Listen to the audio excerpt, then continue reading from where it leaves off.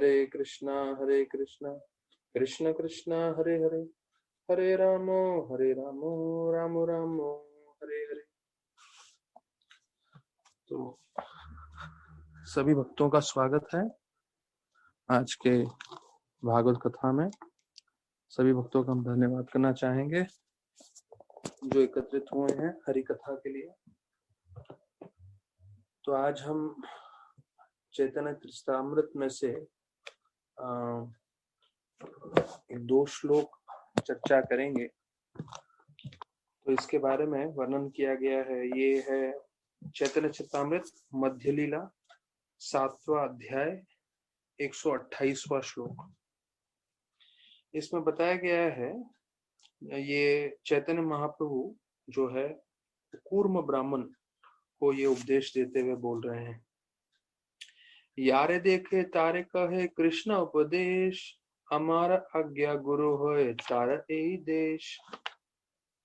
तो इसमें बोल रहे हैं चैतन्य महाप्रभु कूर्म ब्राह्मण को कि आप सबको जो है कृष्ण के बारे में बताइए, कैसे जैसे गीता में बताया और भागवत में बताया। तो instruct everyone to follow the orders of Krishna as given in Gita and Bhagavatam. तो भगवत गीता और भागवत में कृष्ण भगवान ने जो हमें शिक्षण दिया है वो हमें दूसरों को बताना चाहिए, और ऐसे बताते हुए आप गुरु बनिए और सबका उद्धार करिए, सबको भगवत धाम भेज दीजिए। इस भूमि पे विशेष रूप से यहाँ पे भारत के लिए बताया गया उन्होंने। तो यहाँ पे स्पष्ट रूप से चैतन्य महाप्रभु बता रहे हैं कि हमें जो ज्ञान बांटना है वो है गीता और भागवत का। और कृष्ण उपदेश, कृष्ण के उपदेश गीता में भी है भागवत में भी है। और महाप्रभु जो है हमें आज्ञा दे रहे हैं गुरु बनिए और लोगों का कल्याण करिए। अब देखिए ये जो है आदेश महाप्रभु के द्वारा आया है, और प्रभुपाद जी भी यही बताए कि अगर आपको गुरु का ऋण उतारना है तो आप जो है प्रचार का कार्य करिए। तो प्रचार का कार्य जो है एक होता है खुद के आचरण से। अगर कोई जो है ध्यान पूर्वक सुबह को, जैसे हम लोग ने जपा सिस्टम स्टार्ट किया, उसमें भी कोई सीरियसली जपा करता है, भले वो प्रचार करे नहीं करे, लेकिन अगर वो सुबह को 6 से 8 2 घंटा भी बैठ के जपा करता है तो वो प्रचार कर रहा है, क्योंकि वो सबको दिखा रहा है कि कैसे ध्यान पूर्वक साधना करना चाहिए। तो प्रचार एक होता है आपके खुद के आचरण से, और आचरण एक बार वैसा हो अच्छा तो उसके बाद आप शब्दों के द्वारा भी प्रचार कर सकते हैं जो गीता भागवत का ज्ञान है।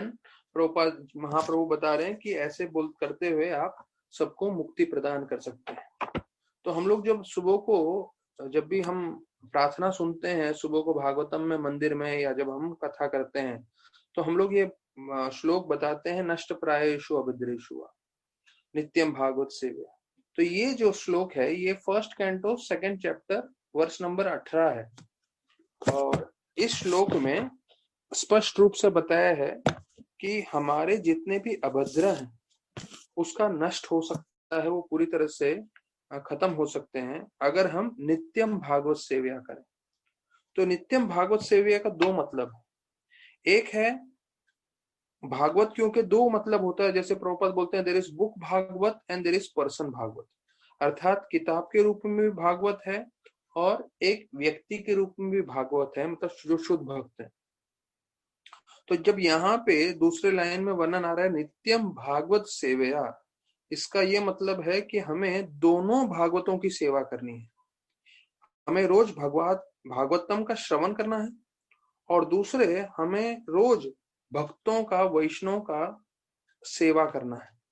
तो जब भक्तों की, वैष्णव की सेवा करेंगे और जब भागवत रोज करेंगे, और वो भी बताया गया नित्यम, नित्यम का जो है रेगुलरली, मतलब रोजाना हमें करना चाहिए, तो हमारे हृदय में जितने भी अभद्र हैं वो सब नष्ट हो जाएंगे। नष्ट प्रायेषु अभद्रेषु। और फिर जो भगवान जिनका स्तुति किया जाता है उत्तम श्लोकों से, भगवती उत्तम श्लोके, वो हमारे हृदय में आके निवास करेंगे, और वो जो है हमारे जीवन में पूरी तरह से पूरी तरह से हमारे जीवन में प्रवेश करेंगे। तो ध्यान रखिएगा, नित्यम भागवत सेवया का मतलब सिर्फ ये नहीं है कि हम सिर्फ भागवत पढ़ें, या ये नहीं है कि सिर्फ हम सेवा करें। ये भागवत सेवया का मतलब है दोनों का हमें ध्यान रखना है। नित्य रूप से भागवत भी श्रवण करना है, नित्य रूप से हमें वैष्णव की सेवा भी करनी है। अगर ये हम दोनों करेंगे तब जो है हम भक्ति में पूरी तरह से स्थिर हो पाएंगे और भगवान की पूरी तरह से हमें कृपा प्राप्त होगी। तो ये जो भागवत की विधि है जो हम लोग रोज श्रवण कर रहे हैं, तो हमारा ये उद्देश्य रहना चाहिए कि हर परिस्थिति में हम जो है भागवत का श्रवण करते रहें। तो हम लोग ने कल 10वें श्लोक तक चर्चा किया था। 22वां अध्याय हमारा चल रहा है श्रीमद् भागवतम का, और जो है हमने देखा कि नारद मुनि ने जैसे बताया देवहूति को, तो सिर्फ श्रवण मात्र से उन्होंने जो है पूरी तरह से आकर्षित हो गई और उन्होंने विचार कर लिया कि मैं जो है कर्दम मुनि से विवाह करूंगी। तो प्रभुपाद जी ने बताया है कि कैसे श्रवण करना अति आवश्यक है, और यहाँ तक कि प्रभुपाद बताते हैं कि जो गुरु है तो गुरु को देखने नहीं जाना चाहिए, प्रभुपाद बोलते हैं गुरु को सुनने जाना चाहिए। तो जो साधु होते हैं, साधु को देख के कुछ फायदा नहीं होगा ज्यादा। कोई साधु मतलब जैसे भौतिक जगत में लोग बहुत सुंदर दिखने वाले होते हैं या वैसे होते हैं इसलिए लोग उनको देखने जाते हैं, तो साधु उनमें नहीं है। वो शारीरिक सौंदर्य के लिए प्रसिद्ध नहीं है। साधु किसके लिए प्रसिद्ध है? आध्यात्मिक ज्ञान देने के लिए।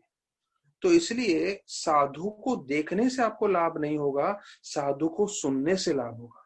साधु की शक्ति वाणी में रहती है।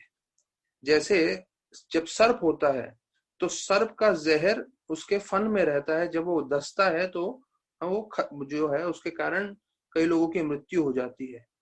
तो इसलिए बताया जाता है कई बार जहर निकाल लेते हैं उसके दांतों से या जैसे भी है, तो उसके एक बार जहर निकाल लेते हैं फिर खतरा नहीं रहता। तो जैसे सांप का पूरी शक्ति उसके डंक में है, तो उसी प्रकार से साधु की पूरी शक्ति उनके वाक्य में है, उनके शब्दों में है। तो अभी हम आगे देखते हैं कि यहाँ पे स्वयंभू मनु उनको बोल रहे हैं कि ये जो है मेरी पुत्री देवहूति, वो आपके लिए बहुत उत्तम रहेगी, आपके लिए भार्या बनते हुए, आपकी बीवी बनते हुए, और आपको हर तरह से सब गृहस्थ कार्य में मदद करेगी। तो प्रभुपाद जी इसके तात्पर्य में 11वें श्लोक में बोल रहे हैं बीवी का कर्तव्य क्या है। पहले बोलते हैं बीवी जो है उसका उम्र और उसके गुण और उसका स्वभाव या चरित्र, वो बोलते हैं बिल्कुल पति से मिलना चाहिए। तो ये सब चीज उसके साथ मिलना चाहिए।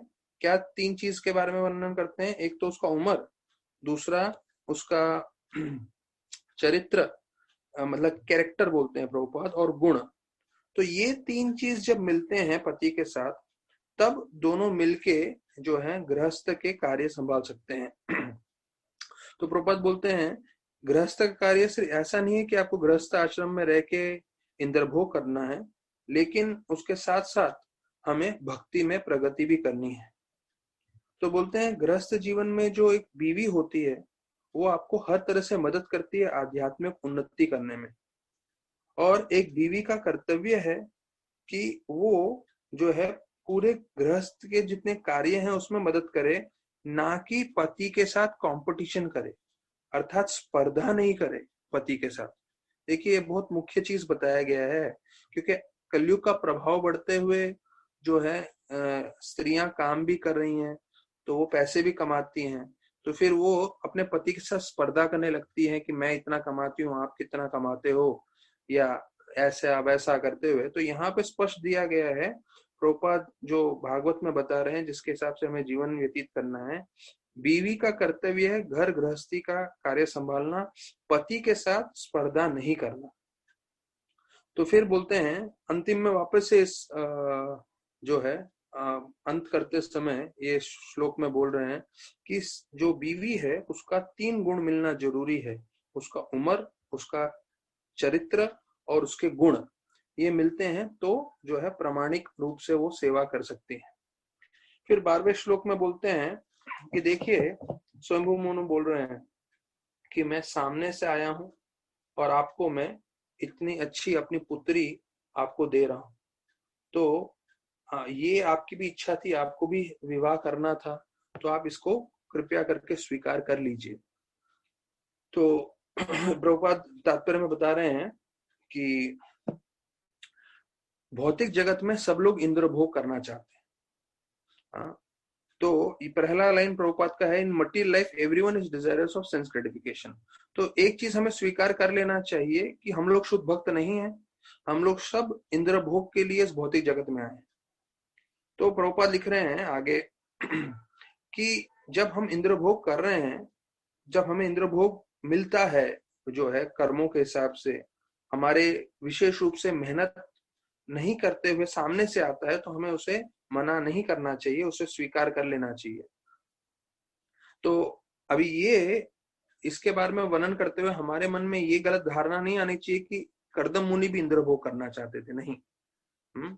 तो कर्दम मुनि के बारे में लिखते हैं वो इंद्र भोग नहीं करना चाहते थे, लेकिन फिर भी वो विवाह करना चाहते थे, इसलिए उन्होंने भगवान को प्रार्थना किया। तो प्रभुपाद लिखते हैं, therefore a person who gets an object of sense gratification without endeavor should not refuse to accept it। अर्थात बिना मेहनत किए अगर आपको कोई इंद्र भोग का वस्तु मिल रहा हो तो उसे स्वीकार कर लेना चाहिए, जो शास्त्रों में जो है प्रमाणिक है। ऐसा नहीं है कि कोई कुछ अलग चीज दे दे जो चार हमारे नियम उल्लंघन हो रहे हैं तो आप बोले हाँ भागवत में लिखा है जो भी मिले उसे स्वीकार कर लेना चाहिए, इंद्र भोग में लगा देना चाहिए। नहीं, जो शास्त्रों में जो है परमिशन दिया है उसको ही स्वीकार करना चाहिए। ठीक है, तो अभी आगे बताते हैं 13वें श्लोक में कि अगर आप मेरी पुत्री को स्वीकार नहीं करोगे और फिर भविष्य में आप किसी और के पास जाओगे विवाह के लिए और उनसे पुत्री मांगोगे और वो अगर आपको मना कर देते हैं तो आपका मान सम्मान नष्ट हो जाएगा। अर्थात स्वयंभू मनु बोल रहे हैं कि मुझे मालूम है आपको विवाह करना है और उसके लिए मैं अपनी पुत्री दे रहा हूं, तो आप बिल्कुल स्वीकार कर लीजिए। अगर आप अभी ना बोलोगे गलती से भी तो भविष्य में आपको विवाह तो करना ही है, आप किसी न किसी के पास जाओगे, लड़की के पिता के पास लड़की का हाथ मांगने के लिए, और वो अगर ना बोल दे तो आपका मान सम्मान नष्ट होगा। अभी यहाँ पे प्रभुपाद बताते हैं 13वें श्लोक में कि वैदिक सभ्यता ऐसी है कि पिताजी आके जो है अपनी पुत्री लड़के को देती है ना, तो ये होता है सम्मानीय विवाह। लड़के को नहीं जाना चाहिए लड़की के घर में लड़की को मांगते हुए लड़की के पिता से, तो ये जो है भागवत के हिसाब से बताया गया है। तो पिता को जाना चाहिए अपनी पुत्री देने के लिए, नहीं तो बताया जाता है हमारा जो मान सम्मान है वो कम हो जाता है, ऐसे करके प्रभुपाद बता रहे हैं। और फिर बोलते हैं कि आपको तो बीवी चाहिए ही, और अगर आप किसी और से मांगोगे और वो आपसे व्यवहार बरोबर नहीं करेंगे तो आप अपने आप जो है नम्र हो जाओगे। This in that case your position will be humbled. मतलब क्या होता है, कभी आप लड़की मांगने जाओ और उससे उन्होंने मना कर दिया तब क्या हो। अच्छा, दूसरा यहाँ पे बता रहे हैं स्वयंभू मनु जो है पूरे पृथ्वी के राजा थे और उसकी पुत्री भी उतनी ही योग्य थी, और उसके सामने कर्दम मुनि तो एक गरीब ब्राह्मण थे जिसके पास कुछ भी भौतिक रूप से चीजें नहीं थी। अब ये पूरे पृथ्वी के राजा हैं और उनके सामने कर्दम मुनि है जिनके पास कोई घर का भी ठिकाना नहीं था। तो आजकल जो विवाह करने जाते हैं मैरिज बोर्ड में, मुंबई में भी, हमारे राधा गोपीनाथ में भी, तो सबसे पहले प्रश्न पूछते हैं आपके पास घर है कि नहीं। तो लड़की वालों के तरफ से ये प्रश्न पहले आता है, आपका खुद का घर है तो लड़की देंगे। तो यहाँ पे स्वयंभू मनु ने ये नहीं पूछा घर है कि नहीं आपके पास। वो गरीब ब्राह्मण है कर्दम मुनि, उनके पास भौतिक रूप से कुछ भी नहीं है। और बताया जाता है एक छोटा सा उनका जंगल में कुटिया है, लेकिन सबसे मुख्य चीज क्या है, वो आध्यात्मिक रूप से बहुत शक्तिशाली हैं। देखिए बहुत भारी चीज है। वो दिखते क्या है कर्दम मुनि में, क्या गुण है, आध्यात्मिक रूप में बहुत शक्तिशाली हैं, इसलिए पूरी पृथ्वी के राजा हैं और उनकी पुत्री भी इतनी सुंदर है, इतनी योग्यवर है। लेकिन फिर भी ऐसे जंगल में जिसके पास एक छोटा सा घर है, उसमें जाके अपनी पुत्री को देने के लिए तैयार हो जाते हैं। तो प्रभुपाद लिखते हैं, therefore in offerings one daughter to a person the culture and quality are counted as prominent, not wealth or any other material consideration. तो पैसा नहीं देखना चाहिए, धन नहीं देखना चाहिए, उसके गुण देखने चाहिए, उसकी आध्यात्मिक योग्यता क्या है वो देखनी चाहिए। ये प्रभुपाद जी बतला रहे हैं। फिर 14वें श्लोक में बताते हैं कि मुझे मालूम है आपने पूरी तरह से अखंड ब्रह्मचर्य का पालन नहीं किया है, तो आप विवाह करने के लिए तैयार हैं। तो प्रभुपाद बताते हैं 2 तरह के ब्रह्मचारी होते हैं, नैष्टिक ब्रह्मचारी और उपकुर्वाण ब्रह्मचारी। तो नैष्टिक ब्रह्मचारी वो होते हैं जो जीवन भर ब्रह्मचर्य का पालन करते हैं, कभी भी स्त्री का संग नहीं करते। और उपकुर्वाण ब्रह्मचारी मतलब जो कुछ साल ब्रह्मचर्य का पालन करने के बाद अपने गुरु से आशीर्वाद प्राप्त करके जो है वो विवाह कर लेते हैं। तो उदाहरण के रूप में बताया जाता है 25 साल तक वो ब्रह्मचर्य का पालन करते हैं, उसके बाद वो अपने गुरु की आज्ञा से विवाह कर लेते हैं। तो अभी यहाँ पे बताया गया है कर्दम मुनि जो हैं वो ये स्वीकार कर लेते हैं देवहूति को। तो ये 5 श्लोकों में 15 से 20 जो है वो बोल रहे हैं कि मैं आपकी पुत्री स्वीकार कर रहा हूं, मुझे विवाह के लिए मैं उसको विवाह करूंगा उनसे। 15वें श्लोक में बोलते हैं, हाँ मेरी इच्छा है विवाह करने की, और आपकी पुत्री ने किसी को शब्द अभी तक नहीं दिया है। तो वैदिक शास्त्रों के हिसाब से हमारा विवाह हो सकता है, मतलब मेरा और आपकी पुत्री का। तो यहाँ पे बताया गया है, यहाँ पे एक जगह वर्णन आ रहा है इस श्लोक में कि उसने अपना मन किसी और को नहीं दिया है, शब्द किसी और को नहीं दिया है, या मन किसी और को नहीं दिया है। तो यहाँ पे प्रभुपाद बताते हैं कि देवहूति ने पहले ही अपना मन जो है कर्दम मुनि को मैं लगा दिया था, अर्थात कर्दम मुनि से वो पहले से ही आसक्त हो गई थी। और प्रभुपाद ये स्त्रियों के बारे में एक बहुत मुख्य चीज बताते हैं। देखिए, अगर हम सिर्फ भागवत पढ़ें तो कई चीजें हमें स्त्रियों के बारे में मालूम चलेगी जो अधिकांश समय हमें मालूम नहीं है। तो यहाँ पे बोल रहे हैं, जब स्त्री अपना दिल किसी को दे देती है पहली बार, फिर वो वापस वहां से अपना दिल वहां से जो है हटा नहीं सकती। ये वुमन साइकोलॉजी है। मतलब जब लड़की किसी से पहली बार प्रेम करती है तो फिर उसका मन उसी व्यक्ति पे हमेश के लिए रह जाता है। ये प्रभुपाद जी वुमन साइकोलॉजी के बारे में बता रहे हैं कि स्त्रियों का ऐसा मन होता है। तो जो स्त्रियां सुन रही हैं, जो प्रभु जी सुन रहे हैं, तो उनको ध्यान देना चाहिए कि उनके संपर्क में जो स्त्रियां हैं उनको ये चीज ध्यान से बताना चाहिए कि वो कहीं भी गलत जगह मन न लगाएं, क्योंकि अगर लगा देंगे तो फिर वापस खींचना इस प्रभुपाद के हिसाब से बहुत मुश्किल होता है। तो फिर बताते हैं प्रभुपाद इस श्लोक में 15वें श्लोक में बहुत अलग अलग तरह के शादियां होती हैं। कलयुग में एक ही तरह का शादी है जो हवन में यज्ञ में करते हैं। अच्छा, उसमें मैं आपको बता दूं, जो कोर्ट मैरिज होता है, तो कोर्ट मैरिज भी कलयुग में बहुत प्रसिद्ध है, पर वास्तविक रूप में वैदिक शास्त्रों के हिसाब से कोर्ट मैरिज प्रामाणिक नहीं है। भले गवर्नमेंट उसको प्रामाणिक बोल दे, क्योंकि जब आप मैरिज कर रहे हो, विवाह कर रहे हो, तो आपको अग्नि के सामने, विष्णु के सामने जो है आपको प्रण लेना होता है, आपको वचन लेने होते हैं। तो कोर्ट मैरिज में ना अग्नि होता है ना कुछ होता है। तो हाँ, ऑफिशियली मैरिज हो जाता है, सर्टिफिकेट मिल जाता है, पर ये हमें समझना है, इमरजेंसी हो तो वैसे भी कर रहे हैं, लेकिन अग्नि, पंडित और वैष्णव के बीच में विवाह होना चाहिए, वो सबसे प्रामाणिक है। तो यहाँ पे बताया जाता है कि सबसे उत्तम विवाह होता है जब दूल्हा दुल्हन के घर पे जाता है और उनसे विवाह करता है ना। और फिर बताया जाता है उसके पिताजी जो हैं काफी दहेज भी देते हैं। और फिर बोलते हैं दूसरे तरह के शादी हैं जिसे गंधर्व विवाह बोलते हैं, और विवाह है जिसमें प्रेम से विवाह होता है, लव मैरिज। तो ये सब जो है अभी कलयुग में जो है वो स्वीकार नहीं हो सकते। जैसे वो बोलते हैं कि गंधर्व विवाह में क्या होता था, लड़की को अगवा करते थे। तो ये जो है कृष्ण भगवान ने भी किया, रुक्मणी का जब विवाह हुआ था तो विवाह करने से पहले उनको उन्होंने वैसे अगवा करके ले गए थे। तो कलयुग में ये सब संभव नहीं है। तो जो भी भक्तगण है ध्यान से सुने, इससे ज्यादा प्रेरणा ना लें, एक ही प्रामाणिक विवाह है। फिर बताते हैं 16वें श्लोक में कि आपकी जो पुत्री की इच्छा है उसके हिसाब से वो पूरी होनी चाहिए वैदिक शास्त्रों के हिसाब से। और कौन ऐसी खूबसूरत आपकी जो पुत्री है उसको मना करेगा। वो बोलते हैं उसका जो सौंदर्य है वो उसके जो गहने पहने हैं उससे भी ज्यादा है। जैसे भगवान के लिए बोलते हैं, कृष्ण भगवान के लिए भूषण भूषण अंगरम, अर्थात कोई भूषण पहनता है, आभूषण, आभूषण अर्थात गहने, कोई चूड़िया पहनता है, कोई नथनी पहनते हैं, गले में सब नेकलेस पहनते हैं, तो कोई आभूषण पहनने से सुंदर दिखता है।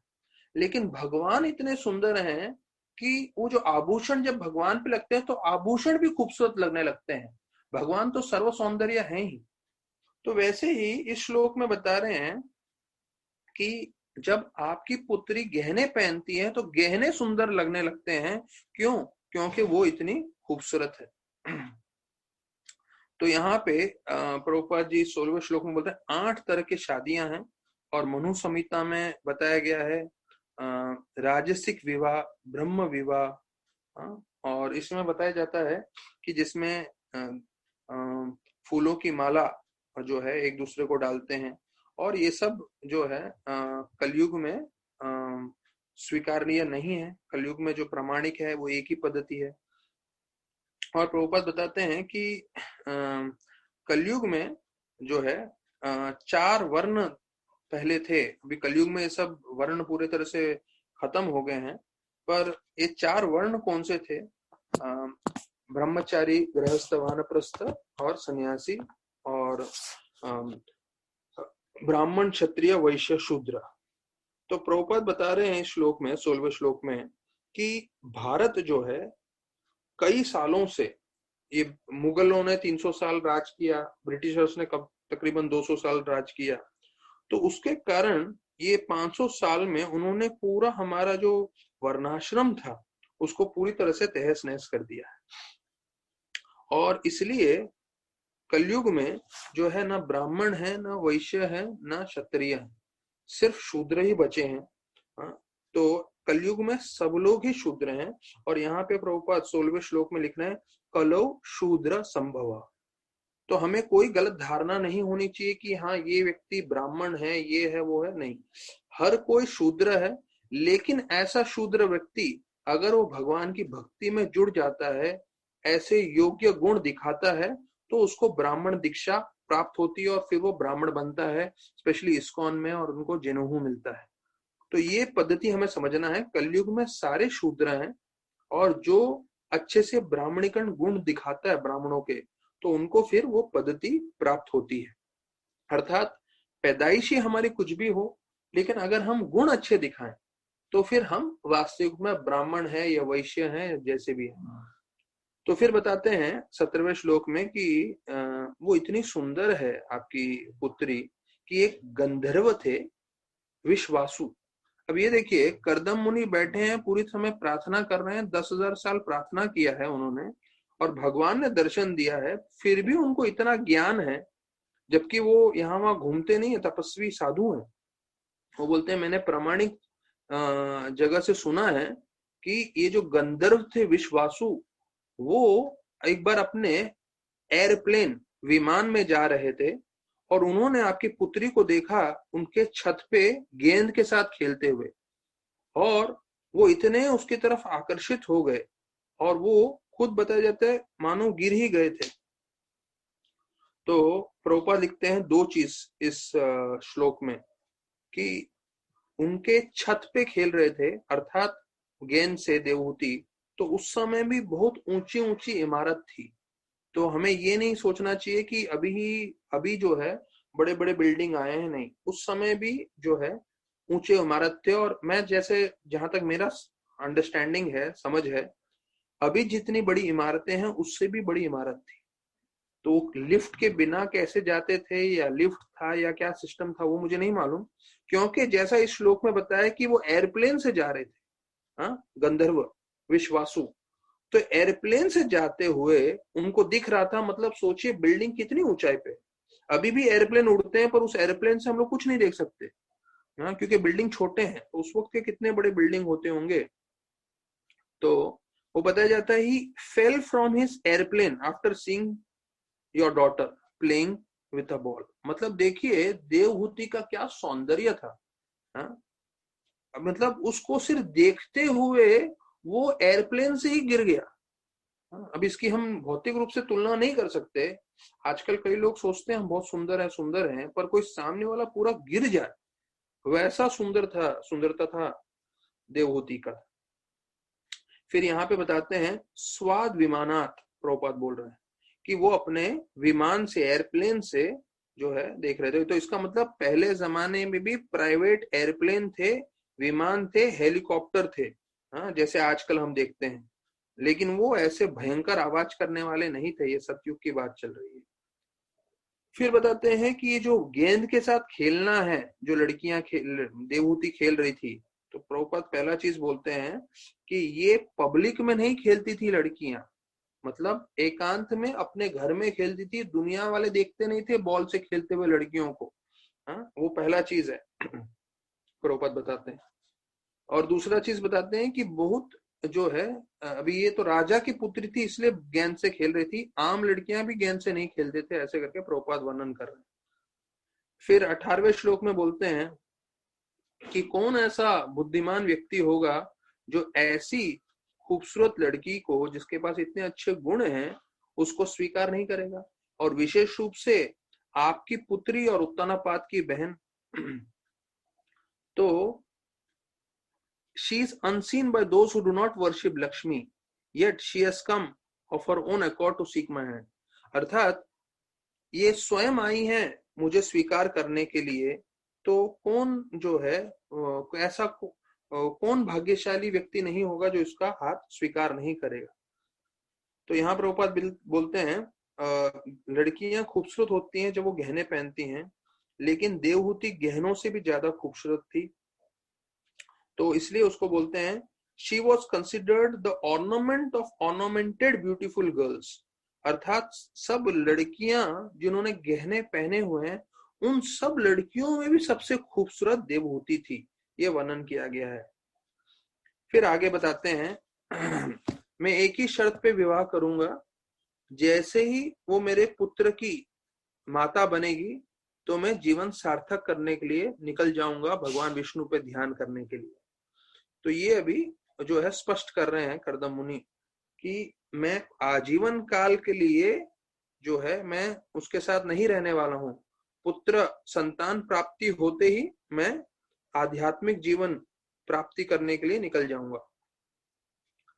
तो यहाँ पे प्रभुपाद बता रहे हैं कि जो गृहस्थ व्यक्ति होते हैं वो भगवान से प्रार्थना करते हैं कि आपके एक अंश जो है वो आए, हमें पुत्र के रूप में प्राप्त हो, जिससे हम पूरे जन समुदाय का कल्याण कर सकें।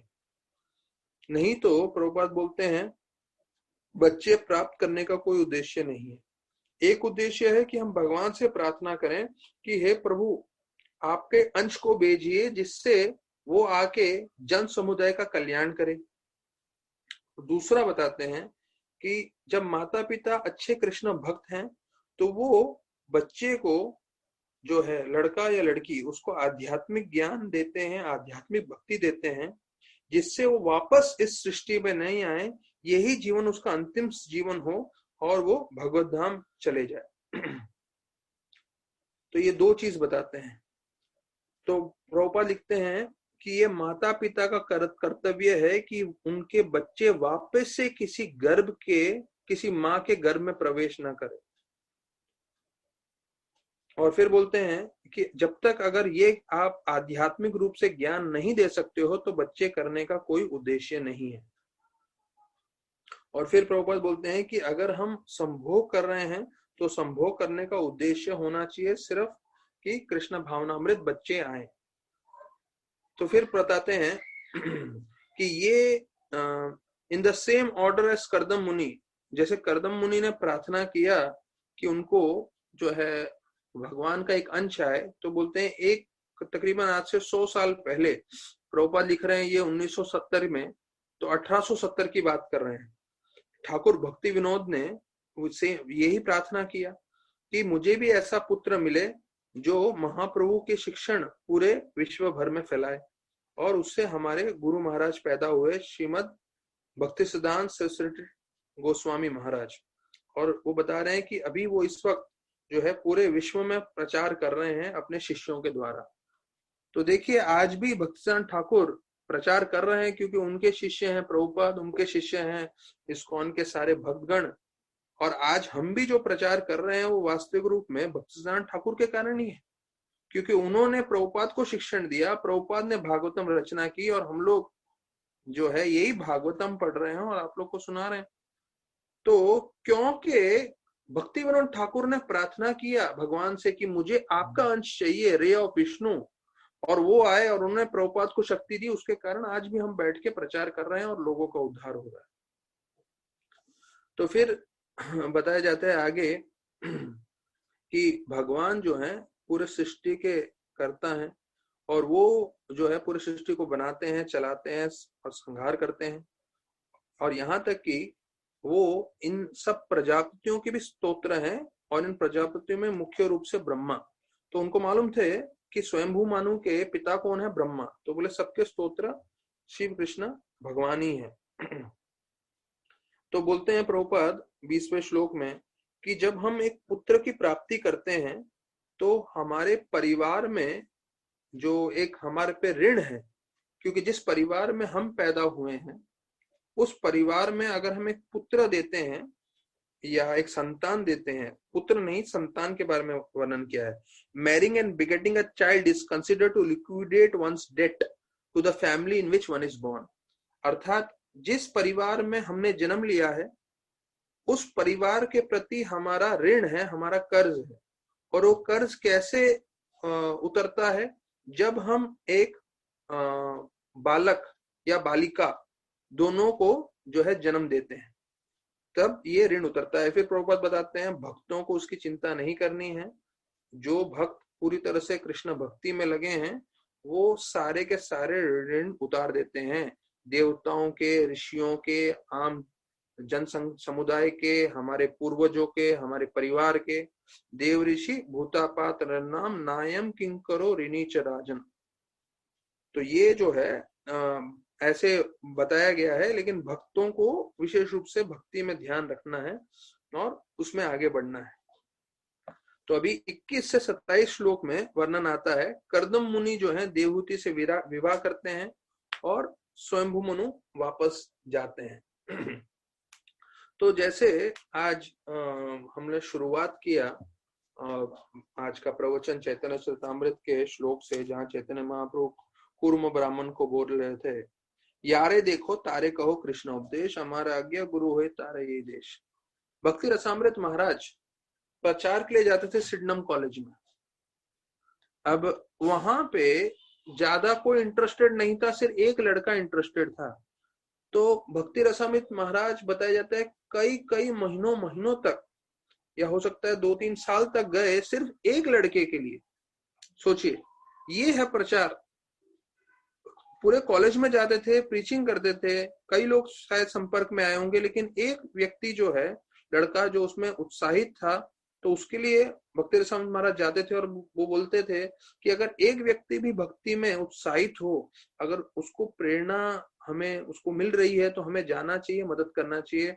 और वो एक व्यक्ति थे स्वरूप दामोदर प्रभु, जो अभी दुबई में है। और वो भक्ति में जो है जुड़ने के कारण उनके छोटे भाई जुड़ गए, जो शिक्षाष्टम प्रभु हैं, आज जो नासिक मंदिर के प्रेसिडेंट हैं और पूरा सेंटर चला रहे हैं। क्यों? क्योंकि एक समय में भक्ति रसामृत महाराज कॉलेज में जा रहे थे, क्योंकि उधर एक ही लड़का उत्साहित था। तो देखिए, अगर आप एक व्यक्ति को भी प्रचार करते हैं, वो भविष्य में जाके क्या करेगा हमें मालूम नहीं, या उनके संपर्क में आने वाले जो है पूरा का एक सेंटर चला सकते हैं। ये है भारत पुण्य भूमि की शक्ति। तो यहाँ पे अभी बताया गया है 21वें श्लोक में कि इतना होने के बाद कर्दम जो है, कर्दम मुनि एकदम शांत हो गए और शांत होते ही वो कृष्ण भगवान के बारे में चिंतन करने लगे ना। और फिर बताया जाता है कि जिस तरह से वो मुस्कुराए, उसको देख के देवहूति का मन पूरी तरह से हर लिया उन्होंने। तो जितना उनको चाहिए था उन्होंने बात किया स्वयंभू मनु के साथ, और बात करने के पश्चात तुरंत शांत हो गए।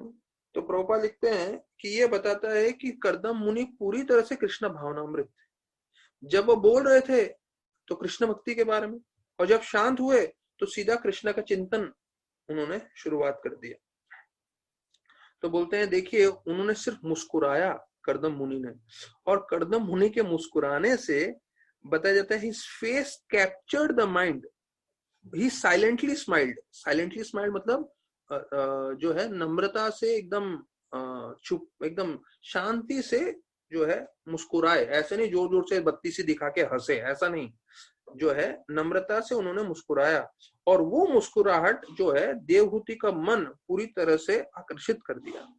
तो प्रभुपाद लिखते हैं कृष्ण भक्त इतना आकर्षित हो जाता है कि सिर्फ मुस्कुराने से वो अपने कितने ही भक्तों का दिल जीत लेता है। तो प्रभुपाद ने जिन जिन को मुस्कुरा के देखा था, 40-50 साल के बाद भी उनको याद है प्रभुपाद एक बार रुके और मुस्कुराते तरफ हुए देखे। और जितने लोगों को हमारे इस्कॉन के जो सीनियर मोस्ट सन्यासी हैं उनका संग हुआ है, विशेष रूप से हम लोग के लिए राधानाथ महाराज, राधानाथ महाराज एक बार मुस्कुरा के भी देखते हैं तो ऐसा लगता है जीवन धन्य हो गया, क्योंकि उन्होंने इतनी भक्ति की है। एक मुस्कुराहट भी आपको पूरी तरह से प्रेरणा दे सकता है, जो प्रभुपाद जी बता रहे हैं। फिर आगे बताते हैं कि सत्यरूपा जो देवहूति की माता हैं, उनको मालूम चल गया, तो वो अपनी पुत्री को कर्दम मुनि को वहां पे उनको दे दिए। और फिर सतरूपा ने बहुत मुख्य गहने दिए और कपड़े दिए और गृहस्थ के बहुत सारे चीजें दिए आश्रम के, जो अधिकांश समय जो है दहेज में दिया जाता है, ऐसा 23वें श्लोक में आता है। तो फिर अभी यहाँ पे प्रभुपाद जो है बहुत स्पष्ट करेंगे कई चीजों पे जो बहुत जरूरी है, हमें ध्यान रखिए। जो लड़की का पिता है उसका क्या स्तर है, उसके हिसाब से उसे भेंट देना चाहिए। पहला पॉइंट प्रभुपाद बता रहे हैं कि लड़की का पिता का स्तर जो है उसके हिसाब से उसे जो है भेंट देना चाहिए, जिसे डाउरी भी बोलते हैं, दहेज भी बोलते हैं। प्रभुपाद लिखते हैं कि भारत ऐसा देश है जहां पे गरीब से गरीब घर में भी शादी होती है तो कई हजारों रुपए का खर्चा हो जाता है और हजारों रुपए का दहेज दिया जाता है। तो जो डाउरी सिस्टम है, जो दहेज है, वो गैर कानूनी नहीं है, प्रभुपाद स्पष्ट कर रहे हैं यहाँ पे। ये एक भेंट है जो लड़की के पिता अपने प्रेम से जो है वो देना चाहते हैं, लेकिन ये कंपलसरी नहीं है, और मतलब जोर जबरदस्ती करके नहीं लेना है, ये करना है। तो यहां तक कि बताते हैं किसी का धन राशि का बहुत मुश्किल है तो उस समय वो एक फल जो है या फूल भी दे सकता है, लेकिन देना आवश्यक है। मतलब किसी के पास धन नहीं है तो एक फल भी दे सकते हैं। क्यों? क्योंकि प्रभुपाद बोलते हैं कि भगवान अगर प्रसन्न हो सकते हैं तो जो लड़का है जिसे वो शादी करा रहे हैं अपनी पुत्री का, उसको भी प्रसन्न होना चाहिए कि फल तो दिया। तो ये जिसका पास धन नहीं है उसके लिए, ऐसा नहीं है जिसका धन है वो भी सिर्फ एक फल दे दें और बोले भाई मेरी पुत्री लिए ये लो, साथ में केला लो, एप्पल लो और खुश रहो, ऐसा नहीं। तो यहाँ पे फिर आगे वर्णन आ रहा है 22 से 24 श्लोकों में, 24वें श्लोक में, कि स्वयंभू मनु जो है उनका मन पूरी तरह से विचलित हो गया। क्यों? क्योंकि वो अपनी पुत्री से विरह की भावना उनको आने लगी, क्योंकि उनको लगने लगा अरे मैं अभी अपनी पुत्री को छोड़ के जा रहा हूँ, मेरी पुत्री अभी मुझे नहीं मिलेगी। इसलिए उन्होंने उनको आलिंगन किया अपने दोनों हाथों से और बहुत प्रेम भाव से। तो यहाँ पे वर्णन किया गया है पिताजी जो हैं वो हमेशा चिंता में रहते हैं जब तक वो अपनी पुत्री को एक अच्छे वर को जो है नहीं देते, मतलब उससे विवाह नहीं कराते। प्रभुपाद लिखते हैं एक माता और पिता की जिम्मेदारी है बच्चों की, कब तक जिम्मेदारी है, जब तक वो उनकी विवाह नहीं कराते। अर्थात जब विवाह करा देंगे तो माता पिता की जिम्मेदारी खत्म हो जाती है। फिर आगे बताते हैं कहते हैं उनको जो है विरह की भावना उनसे रह ही नहीं गई और उनके आंखों से अश्रुधारा पूरी तरह से बहने लग गई। तो प्रभुपाद लिखते हैं स्त्री जो है वो हमेशा निर्भर रहनी चाहिए पिता पे, पति पे और पुत्र पे। ये हमने पहले भी चर्चा किया है, बचपन में पिता पे, जवानी में पति पे और बुढ़ापे में पुत्र पे, लेकिन वो हमेशा निर्भर रहनी चाहिए। She should always be dependent, she should never be independent. स्त्रियों को स्वतंत्रता कभी नहीं होनी चाहिए।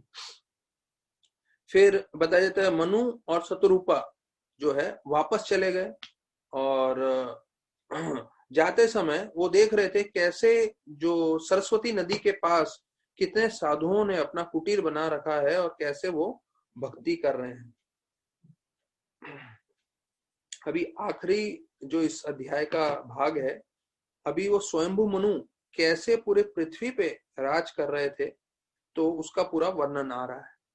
तो ब्रह्मववर्त जो है वो उनकी राजधानी थी और वहां पे जैसे ही पहुंचे तो वहां पे जितने भी उनके प्रजा थी वो पूरी तरह से उनका आदर सत्कार करने लगे। और फिर बताया जाता है कि बृहस्पति मतलब उनका जो जहां से वो राज करते थे पूरे पृथ्वी पे, उसका वर्णन आता है। तो वहां पे बताया जाता है पूरी तरह से धन से भरा हुआ था। क्यों धन से भरा हुआ था वो जगह?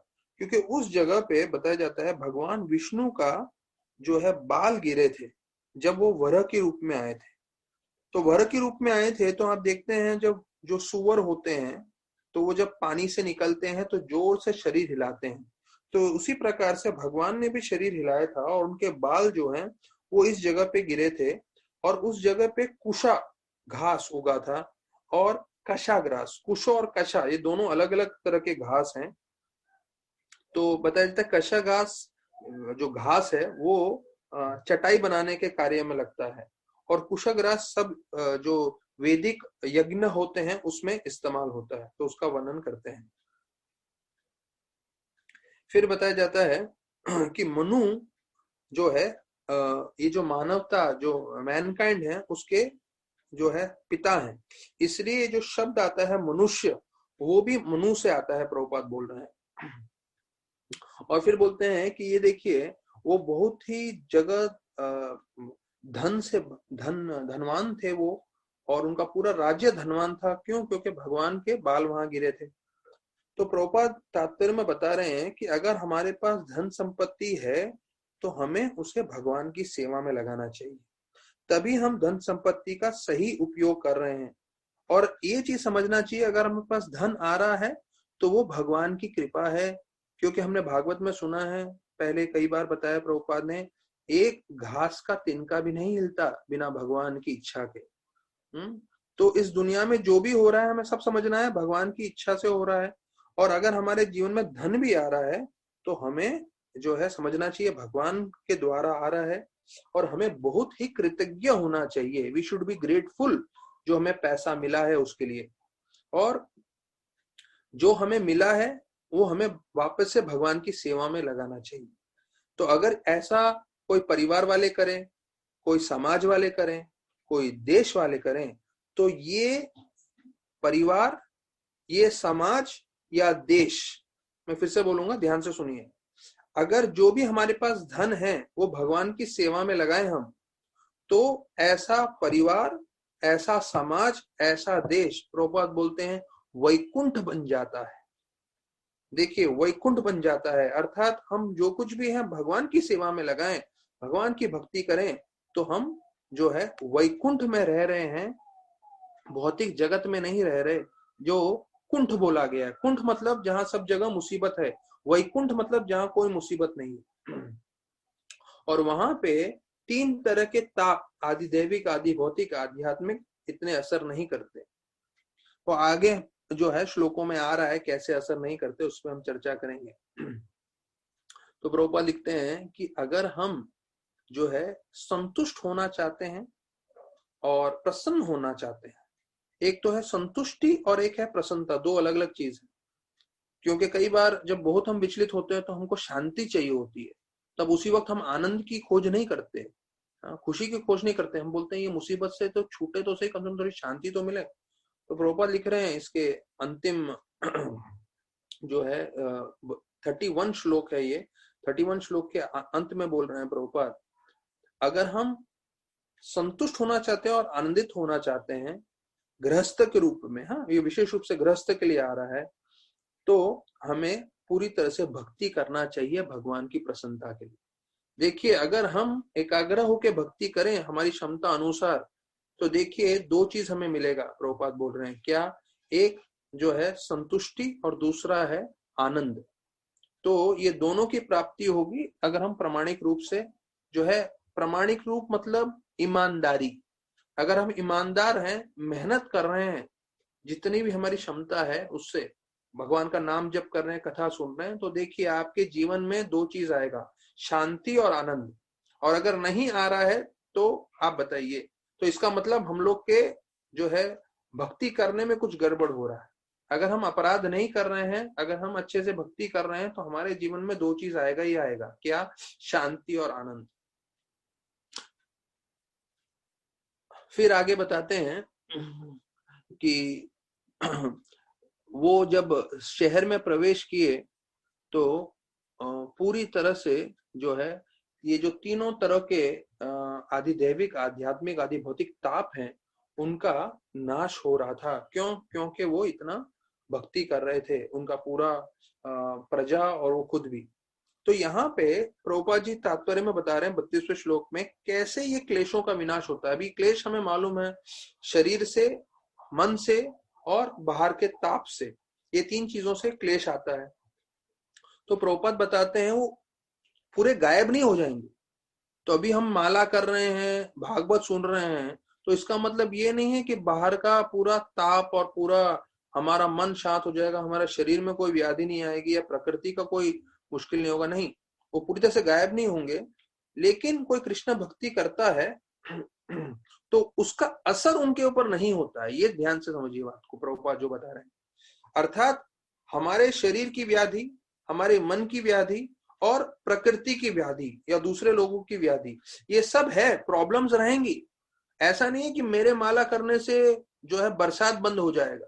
बरसात जो है भारी मात्रा से आ रहा है कुछ दिनों से, लेकिन उस बरसात से भक्तों को जो है प्रभाव नहीं पड़ेगा, ये बताया गया है।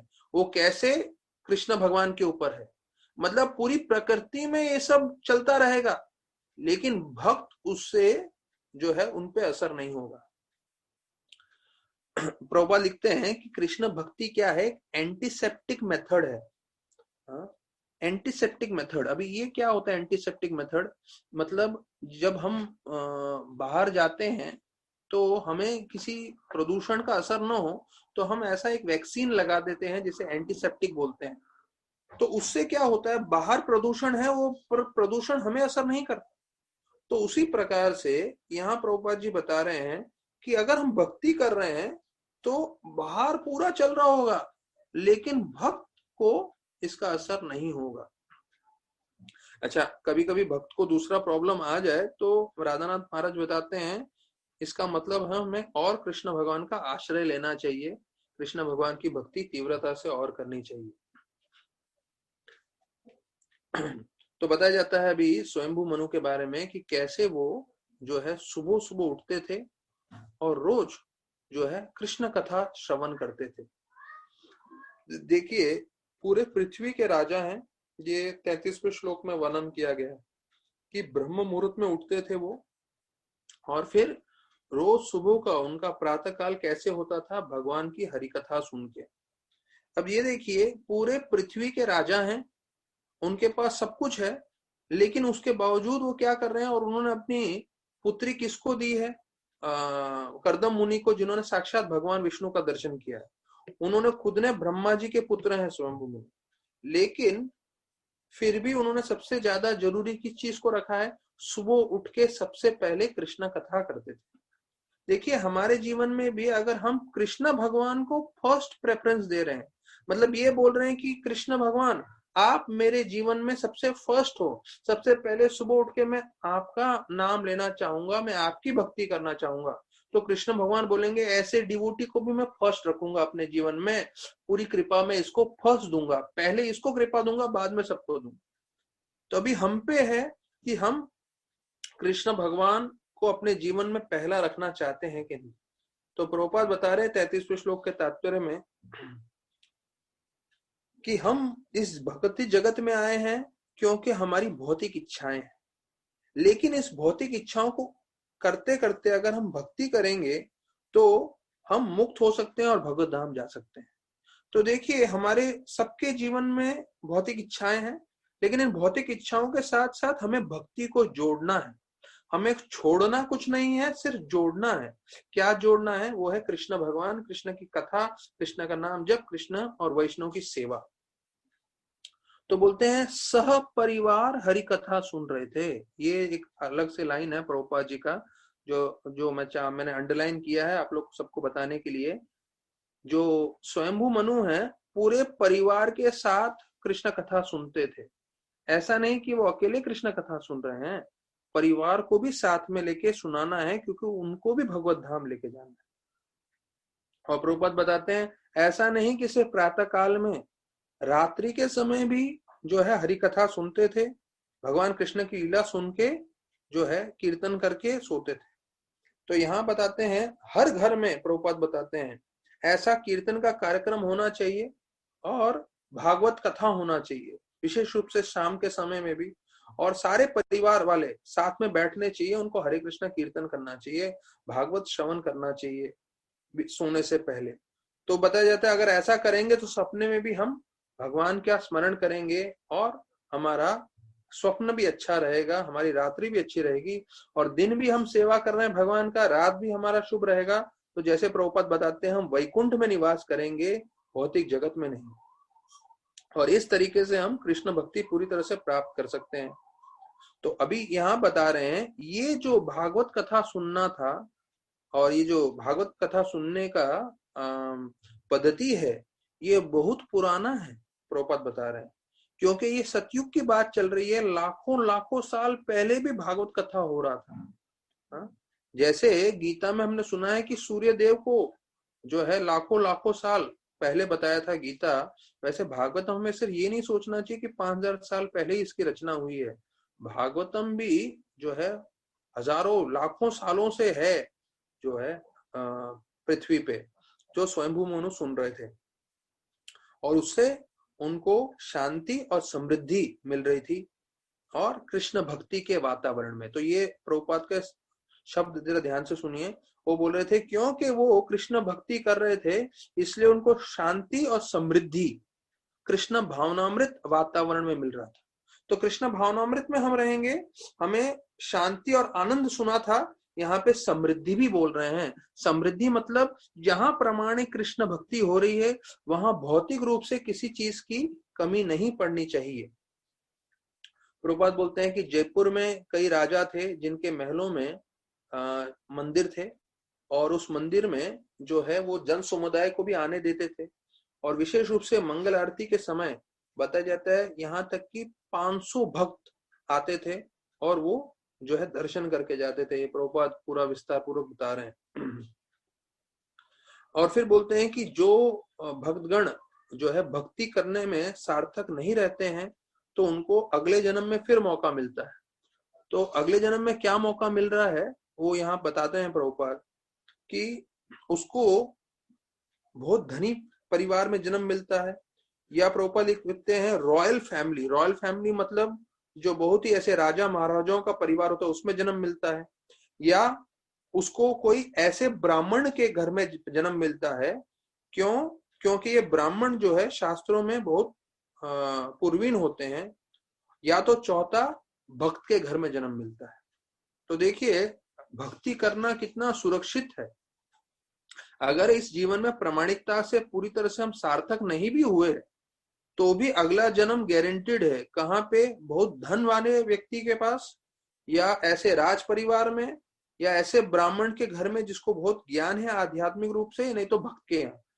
तो प्रभुपाद आगे बताते हैं कि इन परिवार में जन्म लेंगे क्योंकि उन्होंने पहले भक्ति किया है, तो निश्चित रूप से वो अपना भक्ति आगे बढ़ाएंगे ही, क्योंकि वो पिछले जन्म से उनका जो भक्ति के संस्कार हैं वो उसके साथ जुड़े रहते हैं, और फिर वो भक्ति में प्रगति करेंगे।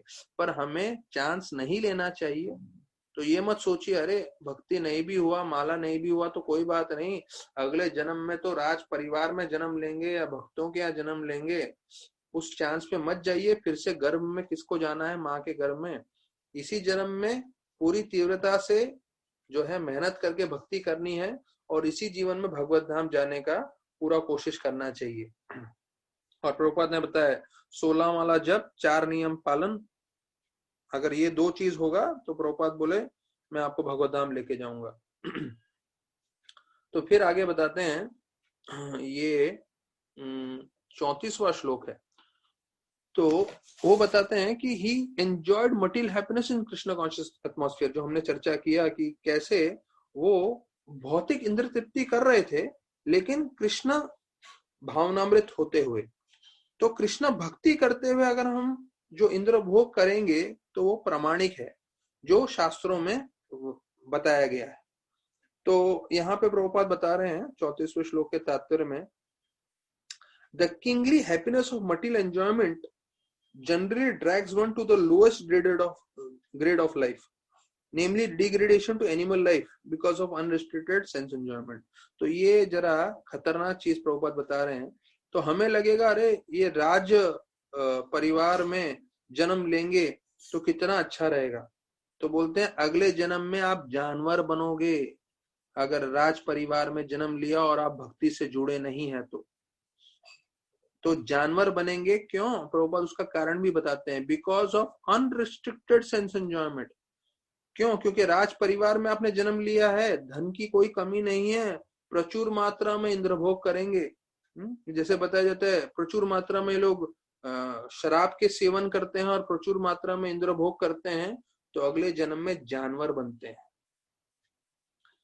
फिर प्रभुपाद बताते हैं जो भौतिक जीव है वो विशेष रूप से इंद्रभोग करने ही वाला है, लेकिन उसके साथ साथ वो कृष्णा भावनामृत का वातावरण बना दें, जैसे यहाँ पे बताया गया है शास्त्रों के हिसाब से, और वो भगवान की सेवा भी करते रहे, विशेष रूप से गृहस्थ आश्रम में, और विग्रह की सेवा जो है अपने घर में रह के करें, और फिर भी वो इंद्रभोग कर रहे हैं तो जो है वो भक्ति में प्रगति करेंगे।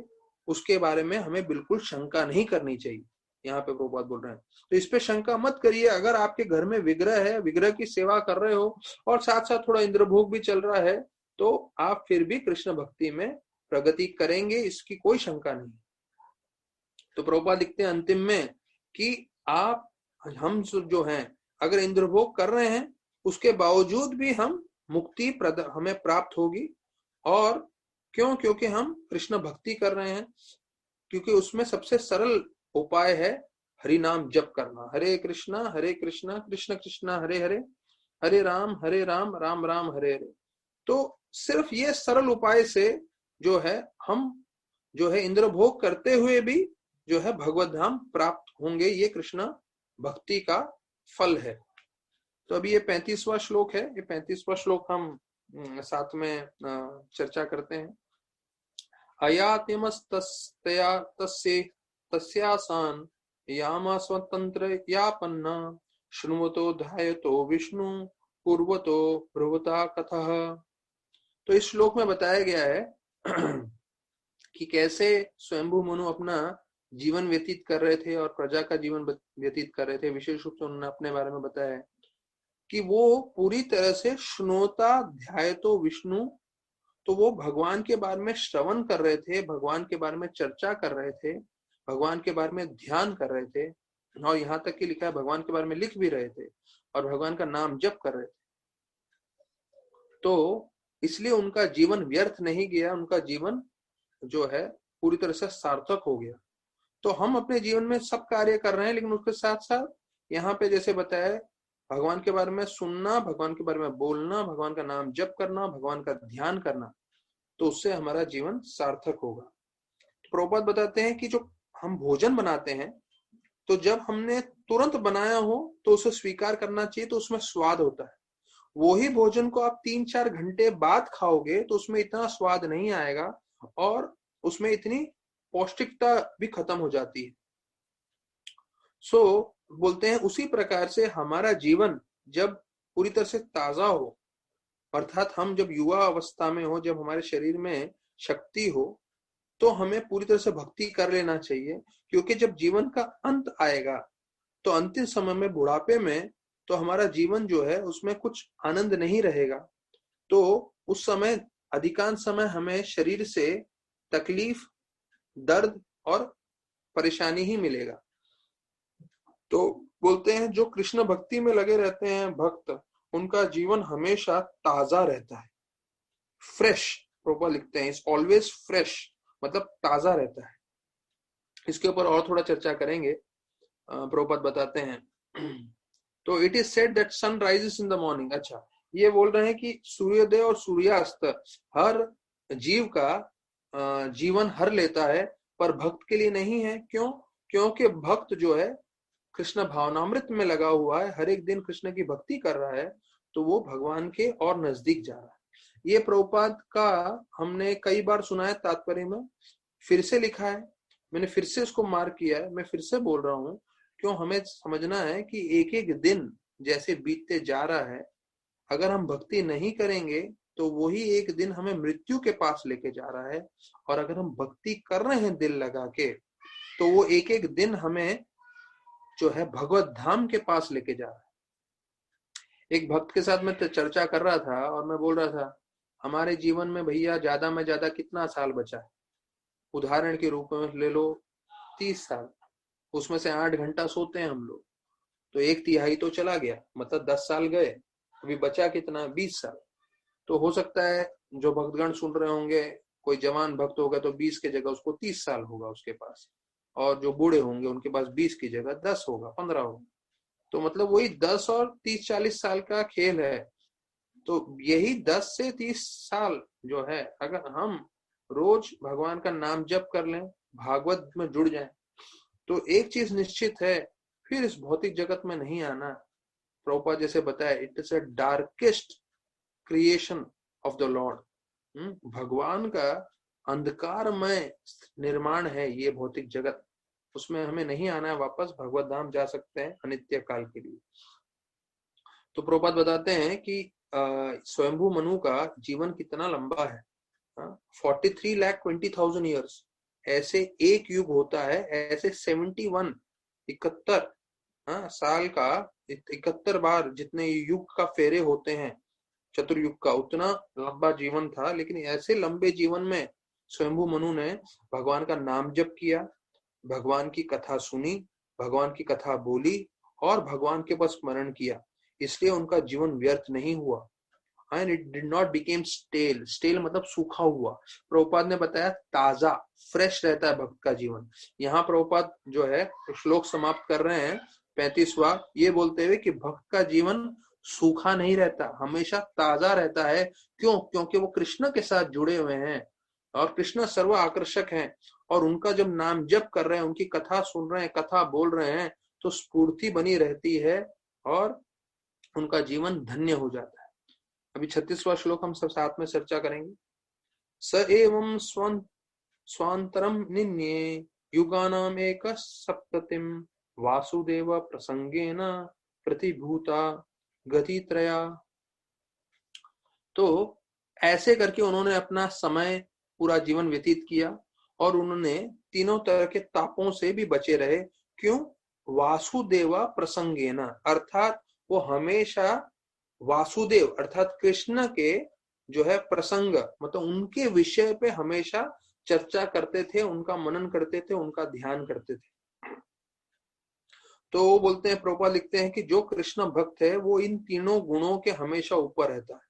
क्योंकि ये जो 3 गुण है, सत्वगुण, रजोगुण, तमोगुण, तो तमोगुण के हिसाब से आप जानवर बनोगे अगले जीवन में, रजोगुण के हिसाब से आप वापस से पृथ्वी पे जन्म लोगे, और सत्व गुण के हिसाब से आप स्वर्गलोक जा सकते हो। लेकिन भक्त इन तीनों चीजों में नहीं पड़ता, वो भक्ति करके सीधा भगवत धाम जाता है। तो बोलते हैं बिमला मंगल ठाकुर ने बताया है, प्रभुपाद दिख रहे हैं कि मेरी सिर्फ एक ही इच्छा है, भगवान के चरणों के प्रति मेरी भक्ति बनी रहे, और अगर मेरी भक्ति बनी रही तो मुक्ति माता हमेशा मेरी सेवा के लिए तत्पर रहती रहेगी। अर्थात कि अगर हम भक्ति कर रहे हैं प्रामाणिकता से, तो बिमला मंगल ठाकुर को कोट करके बोल रहे हैं, तो मुक्ति माँ हमेशा हमारी सेवा में रहेगी, वो हमेशा हमें मुक्ति प्रदान करेगी। यहाँ तक कि भुक्ति माँ मतलब धर्म अर्थ काम, ये भी हमें हमेशा जो है ऐश्वर्य प्रदान करेगी, अगर हम जो है ध्यान पूर्वक भगवान के चरणों की तरफ भक्ति करते रहेंगे। तो प्रभुपाद बोलते हैं कि जो विशेष रूप से भक्त होते हैं वो कृष्ण भक्ति में लगे रहते हैं, वो धर्म अर्थ काम मोक्ष के पीछे नहीं पड़े रहते। क्यों? क्योंकि वो भगवान के संपर्क में है, तो उन्हें ये सब चीजों का आकर्षण नहीं होता। फिर 37वां श्लोक जो है वर्णन करते हैं, हम लोग सब साथ में चर्चा कर सकते हैं। शरीरा मनसा दिव्या वैया से ये चे मानुष भौतिकाश्च कथम क्लेश बधन्ते हरि संश्रयम, बाधन्ते हरि संश्रयम, कि हरि संश्रयम, हरि की हम स्मरण कर रहे हैं तो शरीर मन और बाकी जो दूसरे दैव की जो प्रभाव है उसका असर नहीं होता। तो बोलते हैं जो दुख हम झेलते हैं हमारे शरीर के द्वारा, हमारे मन के द्वारा और प्रकृति के द्वारा और दूसरे लोगों के द्वारा या दूसरे जीवों के द्वारा, वो उस भक्त को नहीं परेशान कर सकता जो भगवान का आश्रय लेता है। हरि संश्रयम, हरि को जो स्मरण कर रहा है, हरि को जो शरणागत हो गया है, तो उनको ये सब क्लेश परेशान नहीं करते हैं। और फिर जो है बताया जाता है कि इस तरह से मनु जो है वो पूरे के पूरे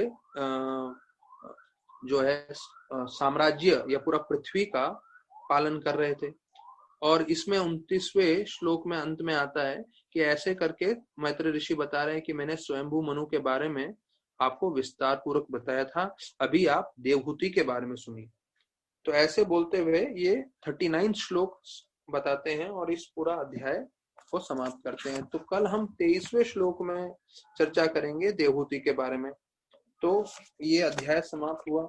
अभी हम जन्माष्टमी आ रहा है, तो जन्माष्टमी के शुभ अवसर पे हमें कृष्ण लीला श्रवण करना चाहिए, पर आज थोड़ा भागवत में ही समय चला गया।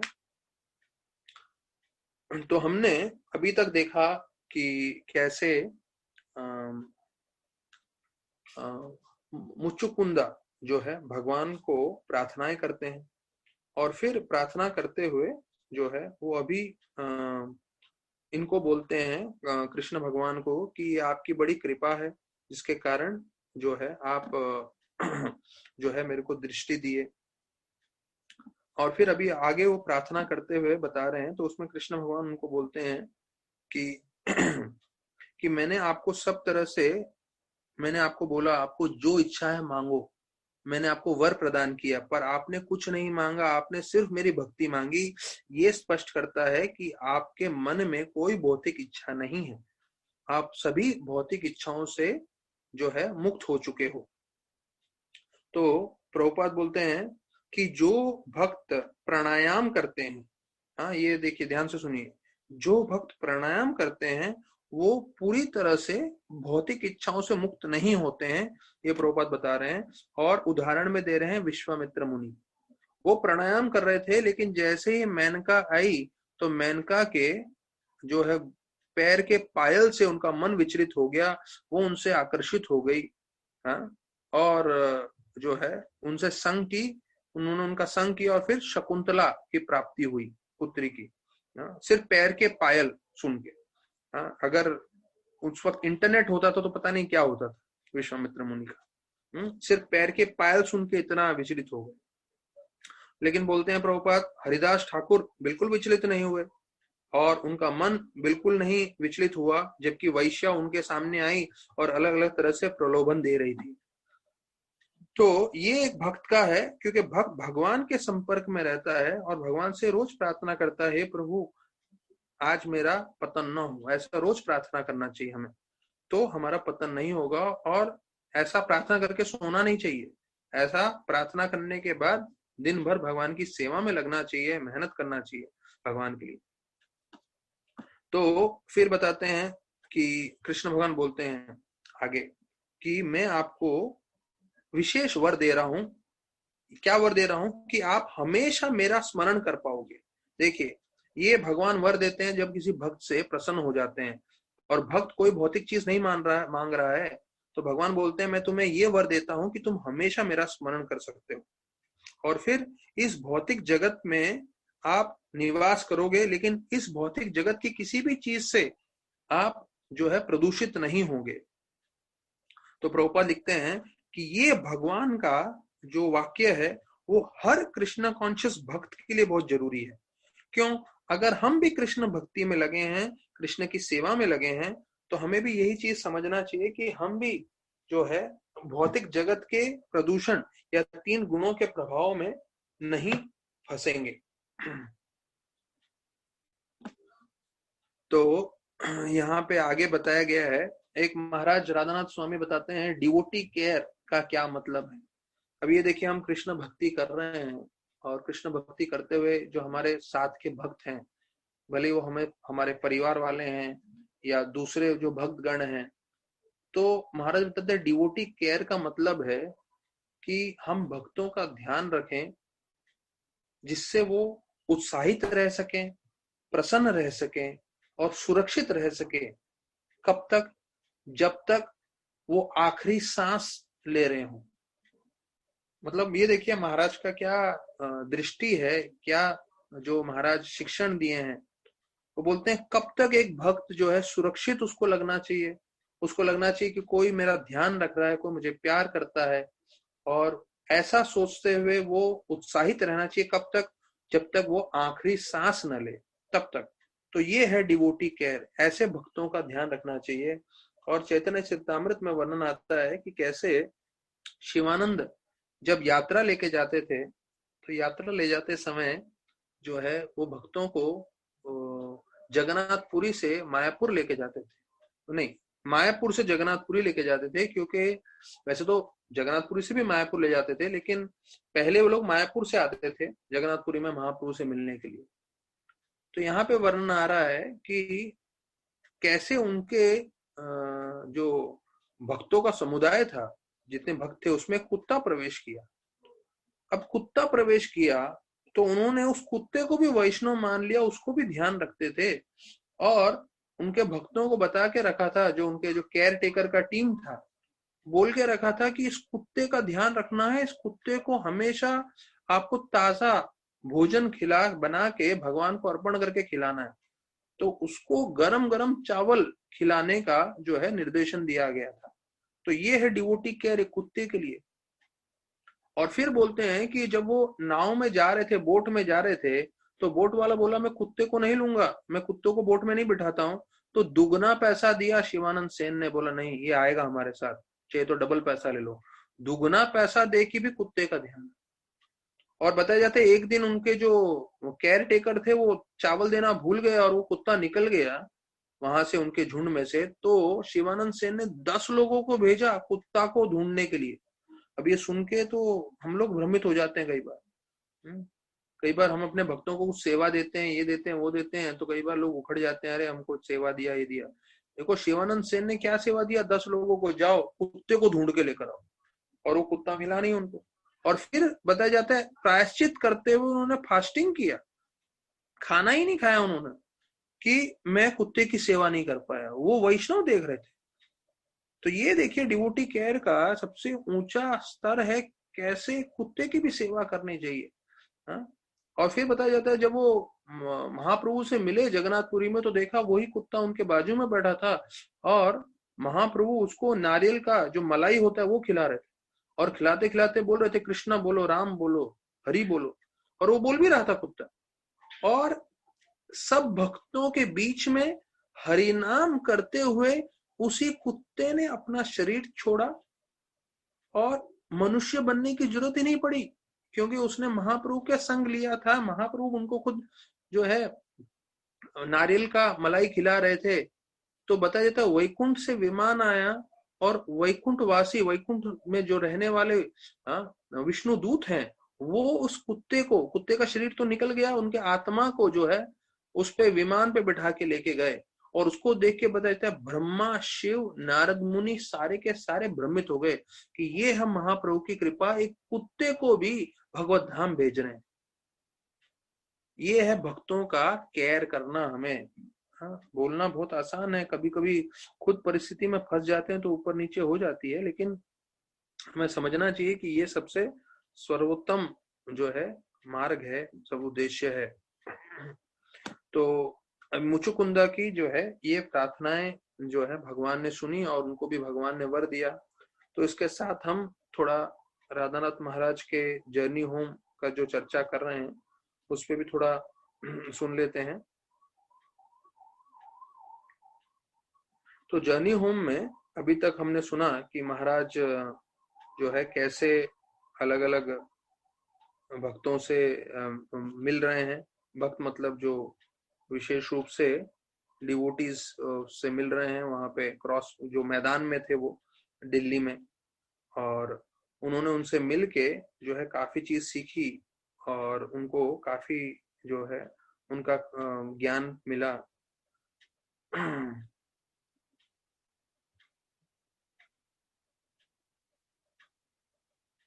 तो इसके बारे में हम लोग चर्चा करते हुए आगे बढ़ते हैं कि महाराज बता रहे थे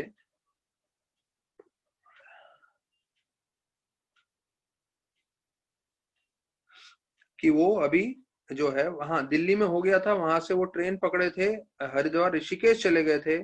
और हरिद्वार ऋषिकेश का बताया जाता है कि महाराज को लग रहा था मेरा सपना सच हो गया, और जैसे ही मैंने हिमालय को देखा तो मैं एकदम हर्षोल्लासित हो गया।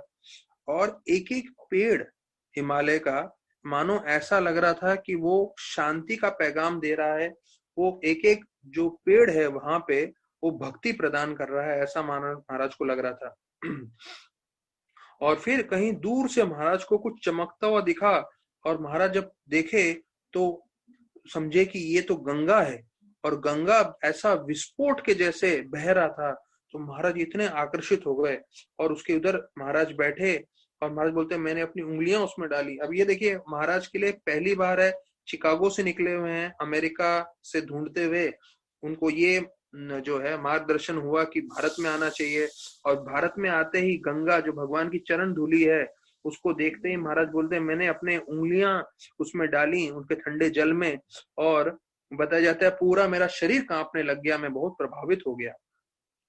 तो फिर यहाँ बताते हैं कि वहां पे एक डिवाइन लाइफ मिशन करके उधर एक शिवानंद करके साधु थे, उनसे मैं मिला, और उनके एक शिष्य थे चिदानंद, तो उनके साथ में बैठा, उनसे मैंने संग लिया।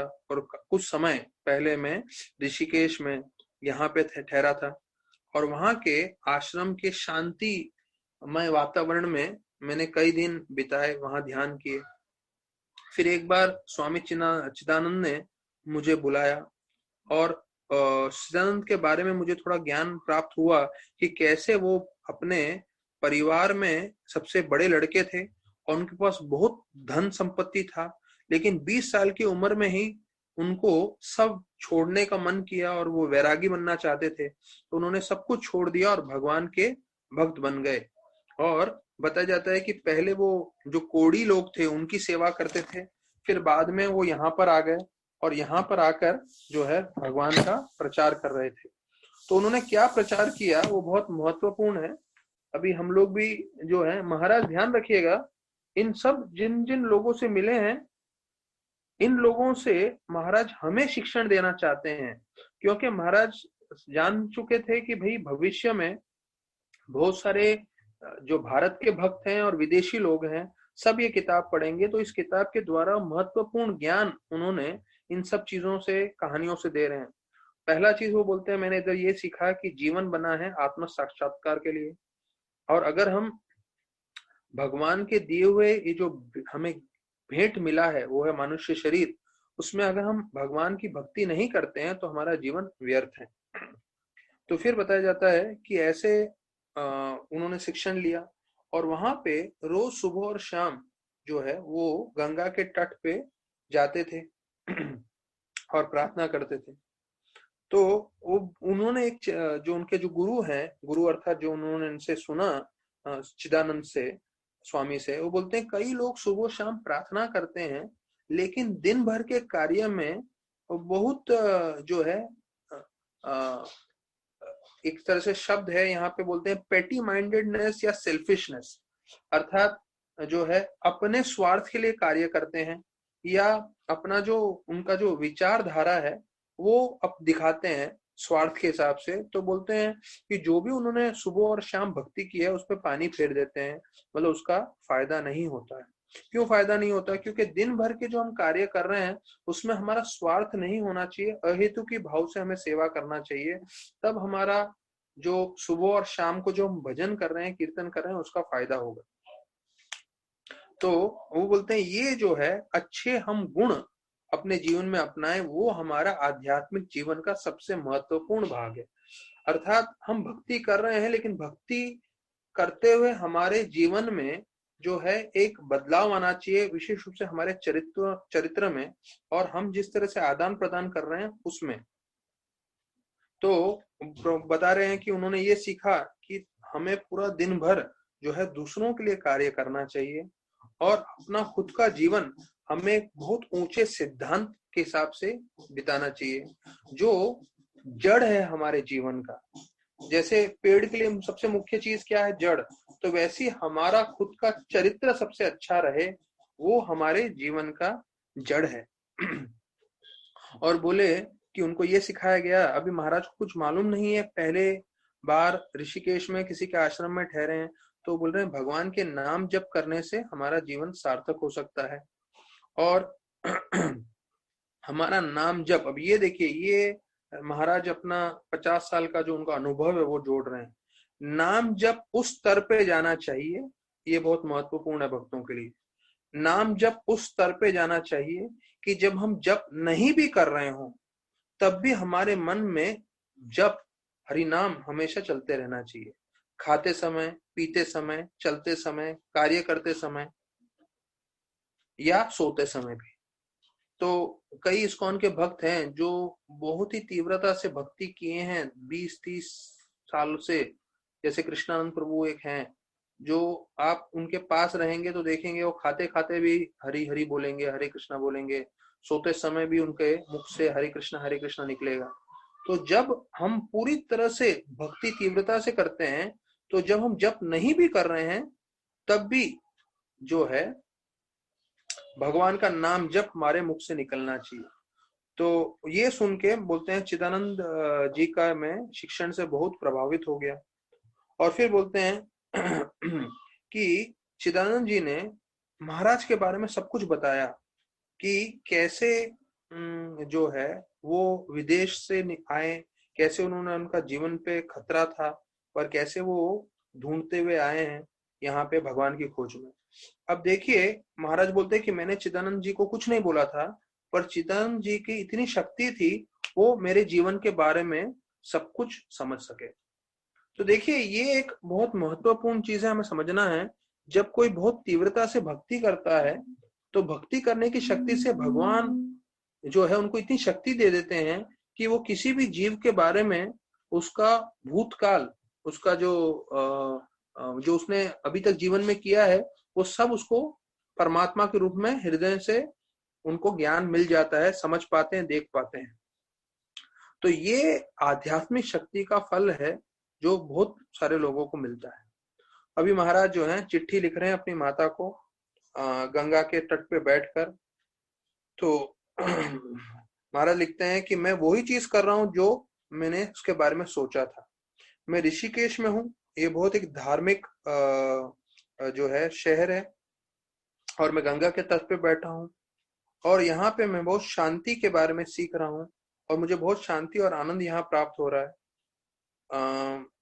बहुत मुश्किल है मुझे समझाना कि मैं यहाँ पे क्या कर रहा हूँ, पर एक चीज निश्चित है कि मैं कोई पर्यटक या टूरिस्ट के जैसा नहीं आया हूँ। यहाँ मैं अपने आत्मा की खोज पे हूँ, और यहाँ पे रहना और अमेरिका में रहने में बहुत जमीन आसमान का फर्क है। यहाँ का जीवन पूरी तरह से अलग है। मैं जब आऊंगा आपके पास तब मैं आपको समझाऊंगा। बहुत मुश्किल है चिट्ठी में लिखना और समझाना, लेकिन एक चीज है कि मैं अपने परिवार वालों को और अपने मित्रों को बहुत मिस कर रहा हूँ।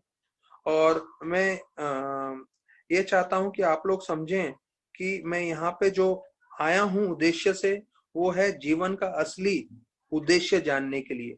हमें जीवन क्यों मिला है और जीवन का हमारा क्या उद्देश्य है।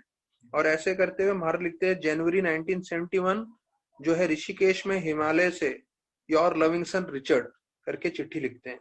और फिर महाराज बताते हैं कि मैं गंगा के जो है एक बोट पकड़ के दूसरी ओर चला गया क्योंकि चिदानंद स्वामी का संग लिया उन्होंने, और महाराज के दिल में बहुत इच्छा थी कि मैं ध्यान करूं और जो है प्रार्थना करूं। तो महाराज बोले मैं अभी आगे भगवान की खोज में जो है आगे जाना चाहूंगा। और फिर बताया जाता है कि महाराज जो है गंगा के तट पे आए, और वहां पे वो एक शांत जगह देख के ध्यान करने लगे। तो महाराज बोलते हैं जब मैं ध्यान करने लगा, मुझे लगा कि मैं करोड़ों मील जो है, लाखों करोड़ों मील इस दुनिया से दूर आ गया हूं। तो देखिए अभी महाराज को कृष्ण के बारे में भी मालूम नहीं है, भक्ति के भी मालूम नहीं है, लेकिन क्योंकि वो खोज रहे थे, वो प्रार्थना कर रहे थे, तो महाराज को वहां बैठे बैठे ऐसा मालूम हुआ कि मैं लाखों करोड़ों मील दूर आ गया हूं इस दुनिया से, गंगा के स्तर पे ध्यान करते हुए। तो मैं जब वहां बैठा था तब मैंने देखा, आंख खोल के एक व्यक्ति आया, तो उसने बोला कि मुझे मालूम है आप कौन हो, पर आपको नहीं मालूम मैं कौन हूं, और मैंने देखा है कि आप बहुत ध्यान कर रहे हो, तो मैं आपको कुछ देना चाहता हूं। तो उन्होंने बताया जाता है कि आपको मैं साधु के कपड़े देना चाहता हूं। तो साधु क्या है, महाराज ने उनसे पूछा। तो बोला साधु वो है जिसने पूरा भौतिक जगत की चीजें छोड़ दी हैं, किसके लिए, भगवान को प्राप्त करने के लिए, या दूसरे शब्दों में अंग्रेजी में उनको मॉन्क भी बोलते हैं, जो महाराज का पुराना नाम ही था मॉन्क। मॉन्क मतलब साधु। तो फिर उन्होंने जो है दो कपड़ा पहनना सिखाया, एक तो लुंगी जो कमर में पहनते हैं, और दूसरा एक चद्दर जो ऊपर डालते हैं। और फिर महाराज को कोपिन जो कपड़े हैं, वो जो अंडरवेयर की जगह पहनते हैं, तो वो भी पहनना बताया। तो वो बोलते हैं कि उस वक्त मैंने अपना जीन्स और टर्टल नेक जो शर्ट था वो गंगा में समर्पित कर दिया आजीवन काल के लिए। और उन्होंने जाते समय बोला कि मैंने आपको साधु का कपड़ा पहनाया है, कपड़ा दिया है, तो मैं आपको एक चीज बता दूं कि गंगा भी आपकी माता रहेगी, और समय आने पे वो सब कुछ आपको जो है बता देगी। तो अभी गंगा माता ने क्या बताया और वो बताने के लिए महाराज ने कैसी तपस्या की, तो वो सब हम श्रवण करेंगे कल शाम के कथा में। बहुत बहुत धन्यवाद सभी भक्तों का। हरे कृष्णा।